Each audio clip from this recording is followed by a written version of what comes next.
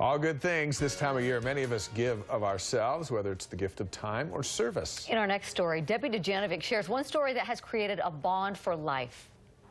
At Intermountain Medical Center, amazing things are happening. We're the only living donor program in the Intermountain West.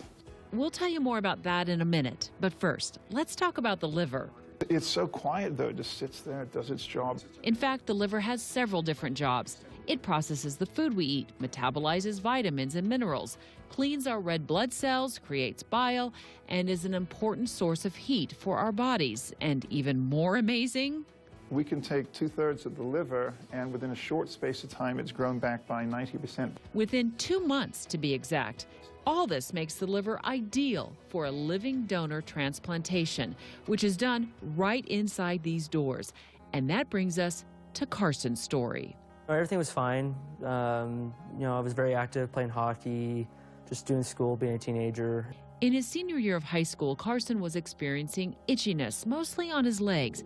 Well, after many visits to the doctor's office, trying different creams and medications, nothing seemed to work until the spring of 2013.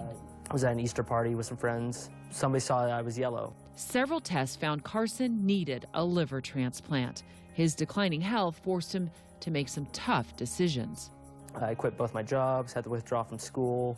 I had good health. I was always active and stuff, and just didn't quite understand why I was sick. Carson's family began the process to find a live donor. I let my dad get tested, but after my dad was declined as a donor, I wasn't letting anybody else get tested, just because it's not something you could just ask for. And after Cliff, my brother, was declined as an option, I told him I would go ahead and get tested. She never really wavered. It was a very committed, impressive thing that she did. It was very generous and brave. When somebody you love is hurting, you'll do anything you can, and I just felt fortunate that I was a good match and that we could do this.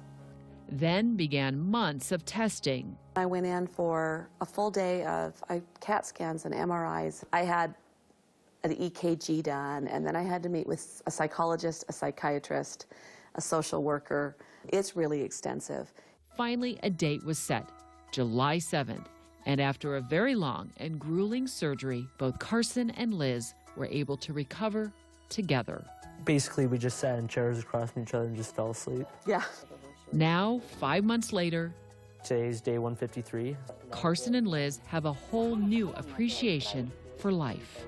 It makes you grateful for the things that you can do every day. Now it's just like, I get to go to school again. I get to go back to work. Speaking of school, Carson is working on a degree in business, and this summer, he plans to skydive.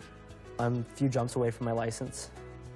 They take time to celebrate each milestone, We call them our liverversaries. all adding up to one incredible year.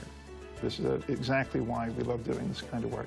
There were so many people involved. It certainly is a story that's much bigger than just the two of us. My complete motivation for doing this was getting him healthy, because I love him, and I want to see him live a full, healthy life.